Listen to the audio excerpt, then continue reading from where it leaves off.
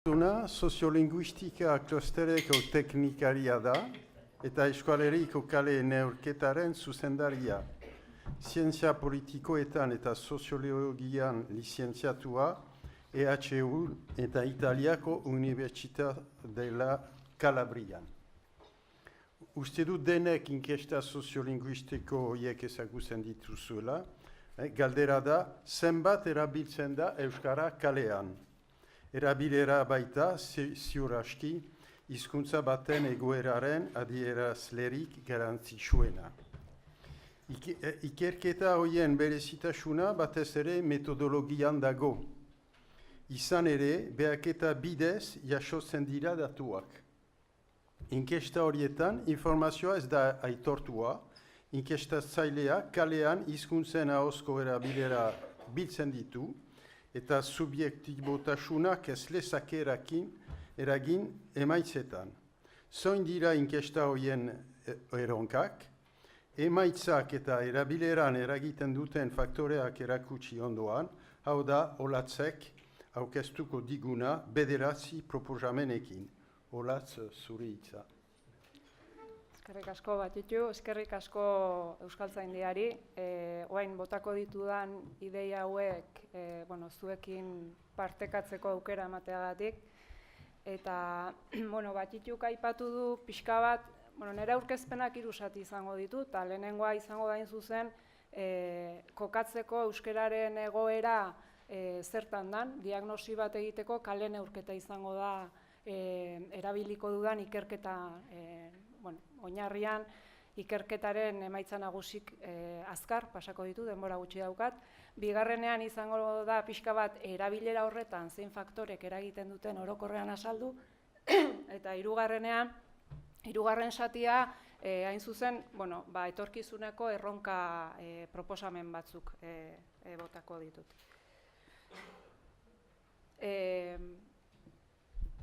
Hiru sati horiek.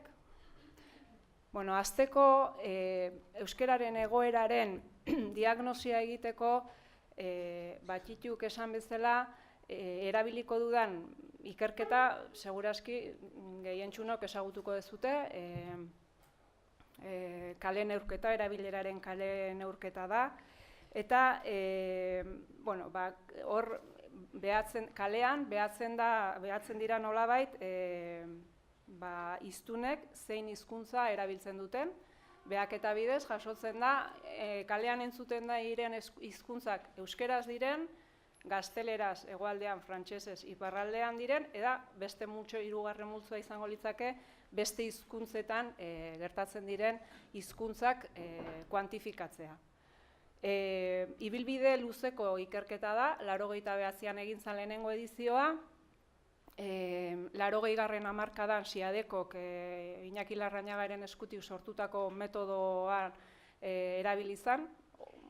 Ondorengo ediziotan nolabait metodologiak izan du garapen bat eta moldaketa hobekuntza batzuk, baina oinarrian 80. hamarkadan sortutako ikerketa metodoa da. Eta geroztik 89an Euskal Kulturaren batzordetik egin zen lehenengo neurketa, horri ibili ziren Xabier Isasi, Txillardegi, Iñaki Martinez de Luna, Iñaki Marko, hemen batzuk bazabiltzate. Lehenengo edizio horretan, eta 4-5 urtean behin errepikatu da, 6 elkarteak errepikatu zuen, orain klusterrak egiten du neurketa, eta 7. aurten izango da. 2016an, iraila urrian, izango dugu 7. edizioa eta datu berriak. Besterik gabe, dimensioa edo tamaina ikusteko 360.000 hiztunen informazioa jasotzen da, izugarria da, ez dugu ezagutzen halako ikerketarik, halako muestra, halako lagina handiarekin, eta horrek aukera ematen du, Euskal Herri mailako datua izatea, lurraldekako datua izatea, eskualde batzuk, baina ez udalerri mailakoak. Udalerri mailako datuak besterik gabe datua izateko, hortarako neurtu behar dugu ordu gehiago, elkarrizketa gehiago, baina geroz eta gehiago dira metodologia honen bidez neurketak egiten dituzten udalerriak. Asko egiten dira. Lehenengo datua Euskal Herri mailan datua izango litzateke entzundako 100 elkarrizketatik 13 izan dira euskeraz. 83 gazteleraz frantsesez eta 100 datu orokorra, eta 4 beste hizkuntzetan. Esan behar da, hori da azken 2011ko datu orokorra, baina ikusten da lurraldeka ezberdintasun handiak daudela. Gipuzkoan erabilera altuena da, 133, Bizkaian 109, Nafarroa iparraldean 106 eta Araba 104. Bueno, 113, baina 113 horrek bere horretan ez du gauza gehiegi esaten, lurraldeka egoera oso ezberdina baita. Hori da 2011ko datua, baina zei argazki atera genuen 89 hartan, duela 22 urte. Bilakaera, ikusten bada, hori Euskal Herriko bilakaera da, 2,5 puntu gora egin du 89tik. Hau da, 89an 10,8ko erabilera jaso genuen, orduan datua pixka bada, motel, gora, eta azken urtetan trabatu edo bere horretan dago, eta esan daiteke 2006tik 11 ere zerbait jetxi dela. Hortxe, akats tartea mantendu, zoze jetxi, hortxe dago. Baina hori datu orokorra, ze gertatu da lurraldeka, egoera ezberdina daude, eta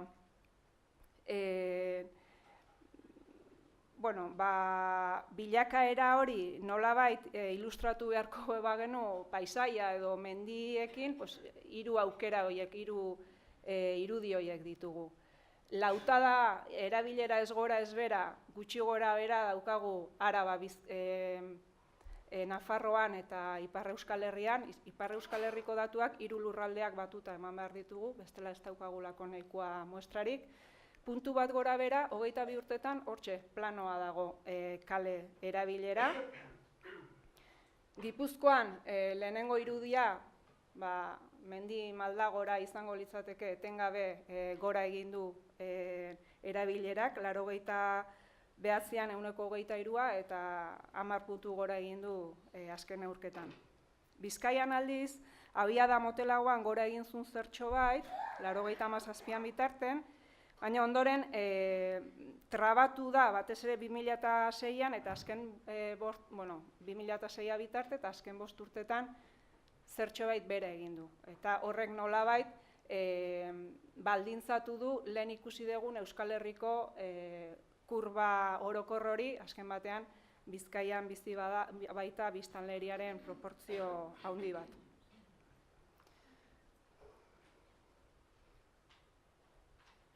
Datuak adintaldeka aztertzen baditugu, aurrek hitz egiten dute euskeraz gehien, lehenengo grafikoa da 2011koa eta bigarrena lehenengo neurketa. Azken argazkia da aurrek hitz egiten dute gehien, gazteek ondoren, helduek eta azkenik adinekoak. Hizkuntza berreskuratzeari begira beraz, urrenkera egokiena lortu da, eta hori ezan lortu, egoera hori ez genuen 89an. 89an bai, aurren erabilera zen altuena, baina oso tarte txikiekin bigarren adinekoak daude. Eta segurazki hori egin bagenu duela 30-35 urte, adinekoak izango genituzke lehenengo posizioan, nola da. Beraz, euskararen erabilera gaztetu egin dela esan daiteke. Eta lurralde guztietan gertatu da hori, hau da, aur gazte eta helduetan gora egitea eta adinekoetan bera, oroar EAen, hemen ikusten da Euskal Herriko lurralde guztiak batuta, bataz beste, aurre gazteak eta helduek gehiago erabiltzen dute, eta adinekoek bera egin dute, neurri batean ulergarria da, multzo hori demografikoki aldatu dalako, elebidunen kopuruak bera egin dulako adinekoen artean. Adinekoak 65 urtetik gorakoak dira. Bilakaera hori orduan, oroar gertatu da, salbuespenak Araban, helduen erabilera egonkor dago 22 urtetan, eta horregatik Araban ikusi dugu lautadaren irudia. Nafarroan aurretan bera egin du, eta hori kezkagarria da, ikusiko dugu zer gertatzen den aurtengo neurketan. gazteetan eta helduetan egonkor mantendu da, eta iparraldean helduen adintaldean bera egin du. Aipagarria da, iparraldean haur eta gazteetan gora egin duela 22 urtetan, 22 urtetan, 83ko datua da iparraldekoa, lehenengo neurketa horretan iparraldean mostra txikia jaso zalako, baina 83tik honea, 83an aurrak 5% erabilera jaso genuen, eta oraingo azkenekoan 2011an 10%. Eta gazteetan 3tik 7%. Hori importantea da, nolabait gora egin izana. Datu desente daude, baina diagnosiaren atalau bukatzeko azkenekoa aztertu dugun aldagai nolabait determinantena edo gehien eragiten duena haurren presentzia da. Egin zana zen, azken 2 neurketetan, egin da elkarrizketak banatu 3 multzotan. Batetik, haurrak bakarrik dauden elkarrizketak, bigarrena da nagusiak bakarrik, nagusiak dira gazte heldu edo adinekoak, eta 3. multzoak nahastuta daudenean.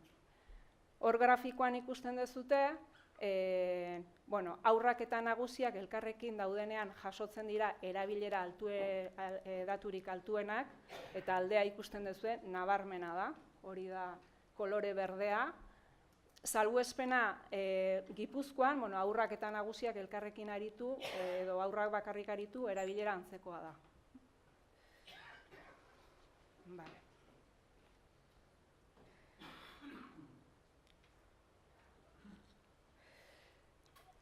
Diagnosiari dagokionez, gero norbaitek nahi badu datu zehatzen bat edo, berriro bueltatuko gera zenbakietara, baina bigarren zatira pasa nahiko nuke. Hortarako erabilera honetan, kale erabilera saritu gera, baina oro har zerk eragiten du ahozko erabileran. 3. puntura pasatzeko zer hobetu behar da, zein da erronka erabilera horrek gora egiteko.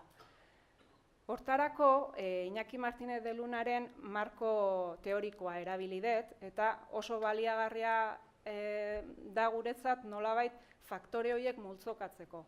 3 dimensio planteatzen ditu berak, erabilera erdigunean, eta badira faktoreak norbanakoari dagozkionak, eta hemen aipatu dira, kafe aurretik eta hainbat faktore, gaitasun erlatiboa, erabileraren motivazioa, beharra ere hemen egongo litzateke, norbanakoak daukan beharra hizkuntza horretan egiteko edo ez.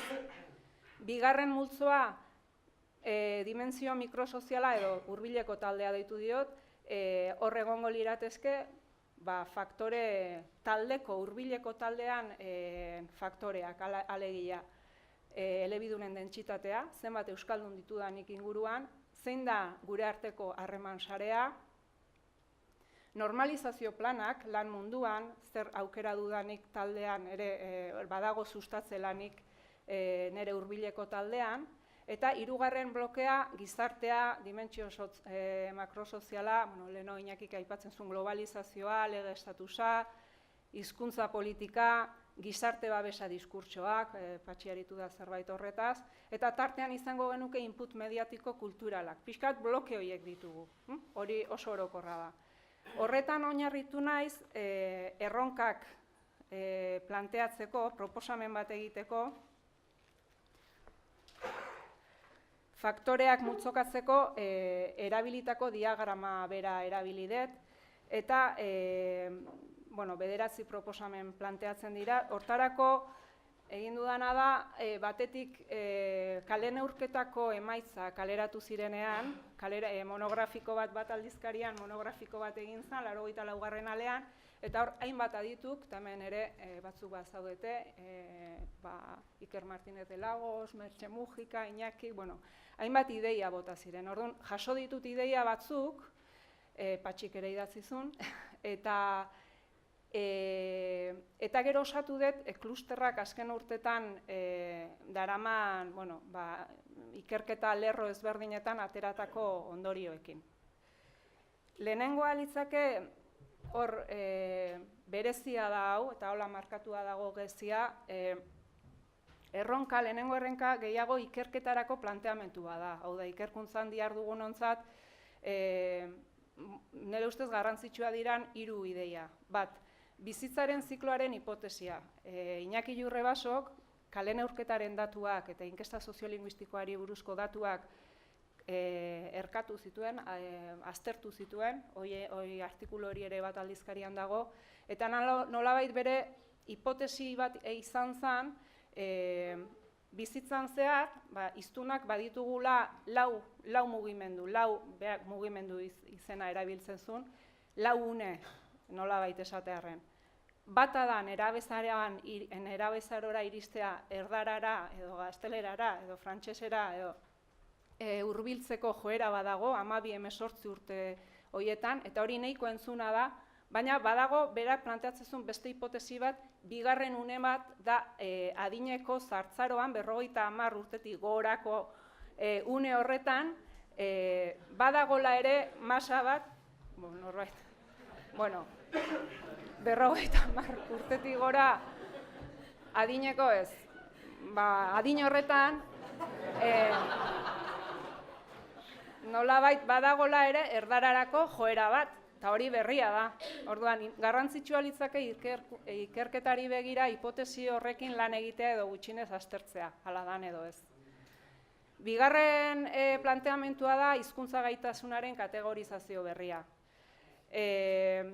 Jon Emiren Hernandezek hitz egin du honi buruz, ez digu balio garai batean erabiltze genuen euskaldunen tipologiak. Euskalduna da edo ez da. Osea, gaur egun egoera hori asko aldatu da, ez naiz gehiegi luzatuko, baina planteatzen dute kontinunaren ideia, hor hizkuntza hiztunen, euskaldunen definitzeko tipologia berri bat behar dugu. Eta 3. litzake gaztei ahotsa ematea. Hainbat eta klusterran egiten ditugun hainbat ikerketetan eta entzuten da geroz eta gehiago gaztei buruz ari etengabe, baina ez diegu ahotsik ematen, eta importantea da hori ikerketa kualitatiboekin edo dena delakoekin. Bigarren erronka, ahozko jardunean trebatzeko formazioa landu eta eskaini. Hizkuntza erabilera ez da hizkuntza ezagutzeatik besterik gabe eratortzen, eta hori etengabe entzun dugu goiz guztian zehar. Eta gainera lehen aldiz, euskaldunen artean, erdal elebidunak dira gehiengoak. Ahozko komunikazioa berariaz lantzea importantea iruditzen zaigu, eta fokoa nolabait 2 gizataldeetan jartzea. Bat, hiztunengan, alegia, nolabait kontuan izatea nola hitz egin behar den komunikazioa freskoagoa, jario erresagoa izan dadin. Ez du balio, gazteekin biraoak ikasteko, biraoen zerrenda bat, edo piropoen zerrenda bat eman, eta kitxo, testu ingurua eman behar zaie gazteei, nolabait komunikazioa, ahozko komunikazio hori landu behar da. Eta bigarrena ere da hezitzaileengan fokoa jarrita. Nolabait, nola sortu dezakete hezitzaileek, ikastetxean irakasleek, egoera komunikatibo ezberdinak gazteek hitz egin dezaten. Horri buruz ere badago iaz ateratako monografiko oso interesgarri bat, ahozko komunikazioa eskolan, Josune Zabala lankideak eta Ines Gartziak EHUko irakasleak nolabait koordinatutakoa, urteak daramatzate lan hori egiten eta interesgarria da eta gure ustez kontuan hartzeko ahozko komunikazio hori ere landu daitekela eta oso gutxi egin degula hortan. Bigarren dimensioan, hurbileko taldean, 3. erronka litzake helduek haurrei eta nerabei erabilera esparruak eskaintzea. Nolabait, helduek kontziente izan behar dugu, bai haurrak eta gurasoek, haurrak eskolatzen ditugu, baina eskolaz kanpo ere badagu ardura bat nolabait aukera izan dezaten erabilera hori praktikara eramateko. Bada isialdian, garrantzitsua da begiralearen ezagutza, zein autu edo zein erabilera duen, eta bar, eta bar. Eta gainera, nolabait kontzienteitea helduek beraien hizkuntza praktikak garrantzia handia duela. Lehengoko datua erreparatuta aurren presentziaren eragina. Aurran nerabe izatera pasatzen denean, nolabait helduen mundura hurbiltzen denean, barneratzen duena da praktika komunikatiboa erderaz da, helduentzat. Eta hori nolabait hori erreproduzitzen da eta horrek badu eragin bat. Horrekin lotuta dago laugarren erronka, kirol antolatuan hizkuntza irizpideak eskatzearena, aisialdia oro har izan zitekeen, baina kirola aukeratu dut, ikusten degulako kirol arloan, aur pila bat mugitzen da oro har, jardun ezberdinetan, eta bertako federazio, klubek eta ez dute apenas hizkuntza irizpiderik, ez gazte jardungo duten entrenatzaile edo begirale aurrek duten ezagutza mailarekiko eta are eta gutxiago erabilerarekiko. Esparru hori lantzea importantea da.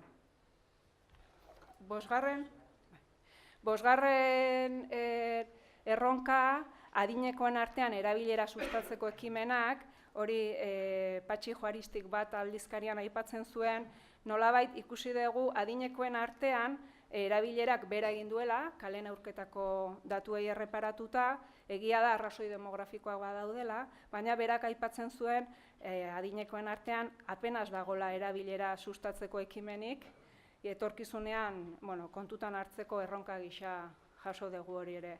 6. erronka, eta lan mundura zehatzago etorrita, hizkuntza ohiturak aldatzeko irizpideak sozializatu eta landu behar dira. Erronka hau pixka bat, normalkuntza planez oro harritz egin dezakegu lan munduan, baina erdigunean hizkuntza ohituren aldaketa jarri nahiko nuke, azken urte hauetan Pello Jauregik lehen aipatu da, Pello Jauregin eskutik klusterrean aldaitz proiektuen hizkuntza ohiturak aldatzeko metodologia bat sortu da, EUSLE metodologia, eta emaitza oso positiboak eman ditu, hizkuntza aldaketei begira. Bai, erdaraz hitz egiteko ohitura zuten euskaldunetan, eta baita euskaldun pasiboak elkarrizketa elebidunetara edo asimetrikoetara ekartzeko. 7.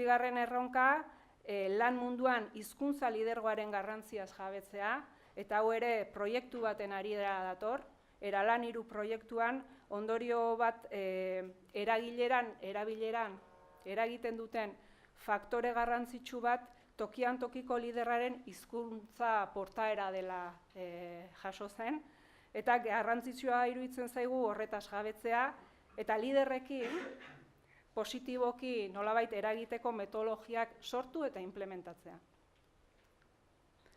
Bukatzeko, azkeneko dimensioa makrosoziala gizartea, 8.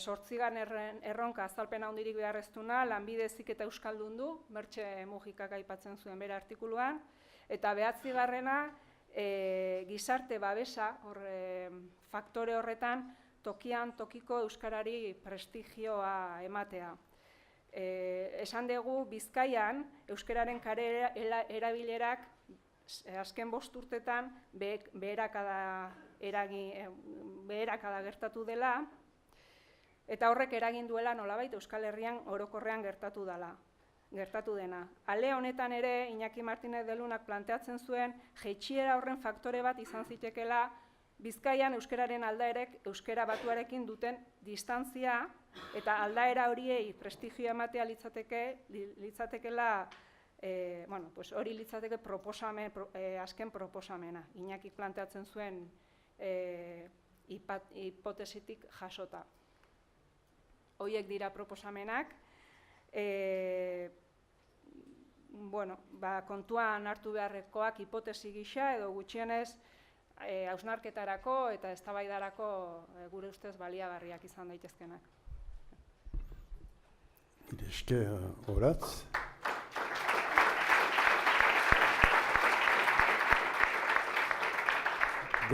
Galderarik balin bada, orain, 5 minuta.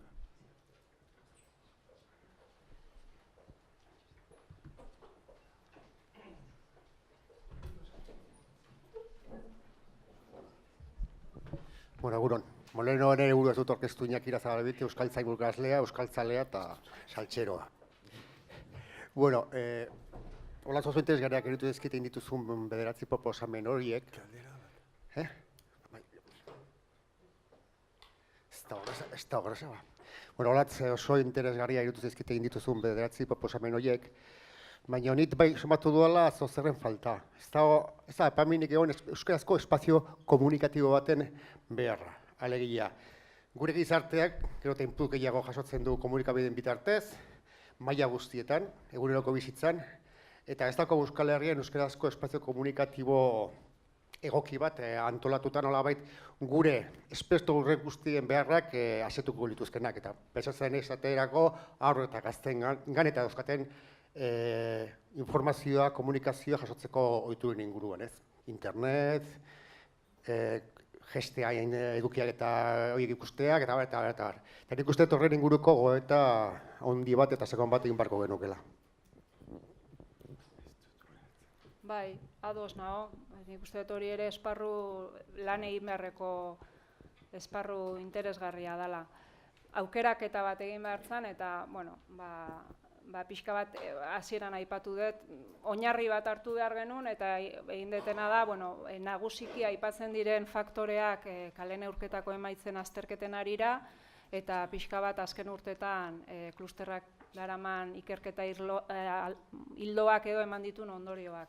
Baina, bai, nik uste eta osatu behar dela jakina.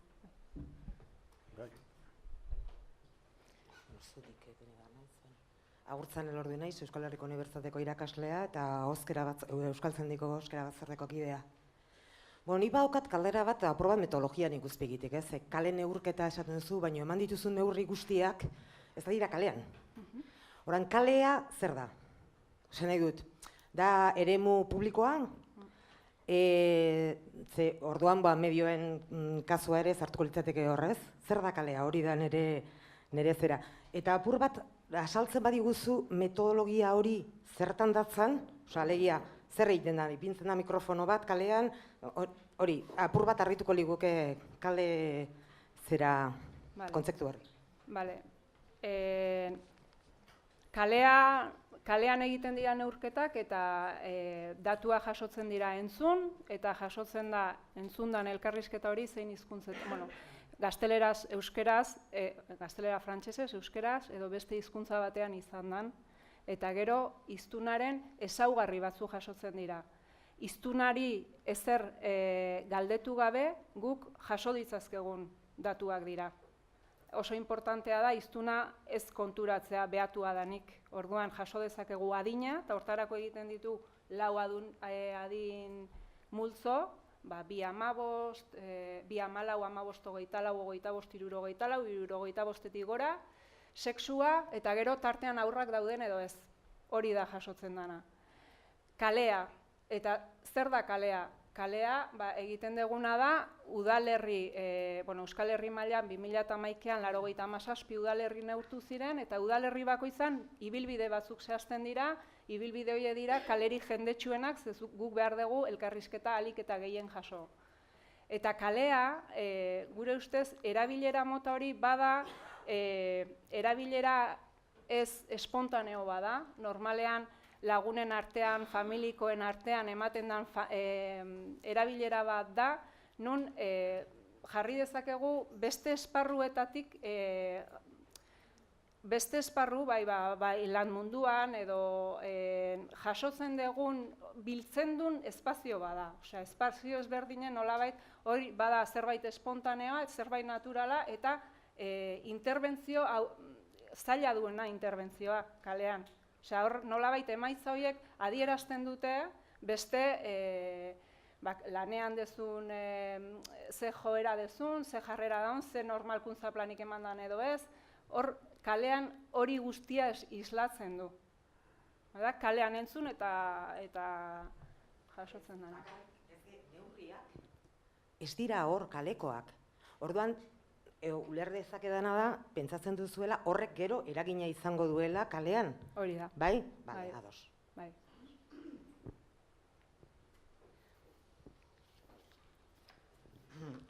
Bitxor Hidalgo, lehen hitz egin dut, Bueno, noizbait olatzekin ere hitz egin dut, ni hasieratik oso mesfidati izan naiz kale neurketekin, eta oso mesfidati 2012ko datuak nola zabaldu ziren.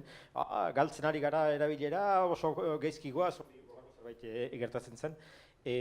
Nor dabil gaur kalean, pixka bat agurtzan, eren hildotik, nire usterako proportziotan eta dabiltza edadeko jendea, ezagite ze adinetatik, eta etorkinak, eta umeak eta gazteak eta nire ustea da, zean orden.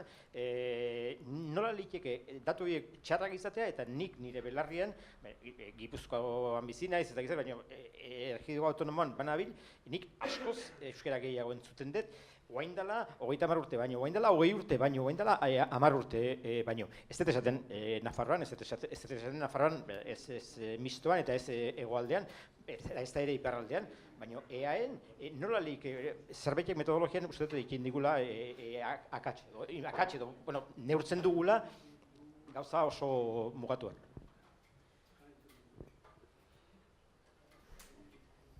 Ez dakit.